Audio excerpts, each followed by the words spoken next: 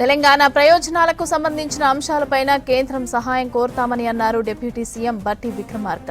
విద్య, వైద్యం, మౌలిక సదుపాయాల్లో రాష్ట్రపతి పాలనలు అదేవిధంగా కేంద్రం నుంచి అవసరమైన మద్దతుపైన చర్చిస్తామన్నారు. ఇంటిగ్రేటెడ్ స్కూల్స్, సూపర్ స్పెషాలిటీ ఆసుపత్రులు, మూసీ పునరుజ్జీవం, regional ring road, radial roads అదేవిధంగా మెట్రో రైల్ ప్రాజెక్టులకు కావాల్సిన సహకారాన్ని కేంద్రానికి వివరిస్తామన్నారు. ఇక కాసేపట్లో ఢిల్లీలో బడ్జెట్ సంప్రదింపులు సమావేశానికి హాజరు కానున్నారు బట్టి. జాతీయ గ్రామీణ ఉపాధి హామీ పథకంలో మార్పులు, తెలంగాణ అభ్యంతరాలు, రాష్ట్రంపై పడే భారం, కేంద్రం అందించాల్సిన సహకారాన్ని సమావేశంలో వివరిస్తామని చెప్పారు.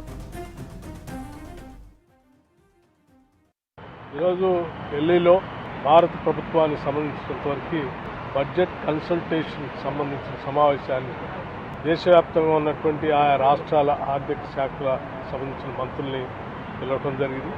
దాంట్లో భాగంగానే ఈరోజు ఈ సమావేశానికి అటెండ్ కావడానికి ఢిల్లీ వచ్చాను. ఈ సమావేశంలో రాష్ట్ర అవసరాల గురించి, రాష్ట్రాలకు సంబంధించిన అంశాల గురించి, అట్లాగే దేశంలో కూడా ఈ బడ్జెట్ కన్సల్టేషన్ కమిటీలో రాష్ట్రం నుంచి కూడా కొన్ని సలహాలు, సూచనలు కూడా చెప్పాలనుకున్నాం. వాటిని కూడా మేము ఇచ్చేటువంటి ఆ రిప్రజెంటేషన్లో పొందుపరిచామని మీ అందరికీ తెలియజేయడానికి సంతోషిస్తాం.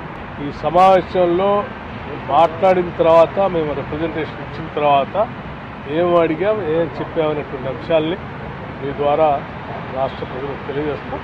ముందుగా మెయిన్ ఓవరాల్గా రాష్ట్ర ప్రయోజనాలను విస్తృతంగా విద్య, వైద్యం, ఇన్ఫ్రాస్ట్రక్చర్ వీటికి సంబంధించి అనేక అంశాలని ఇందులో పొందుపరిచా. అవి అడగాలనే ఆలోచనలో ఉన్నాం.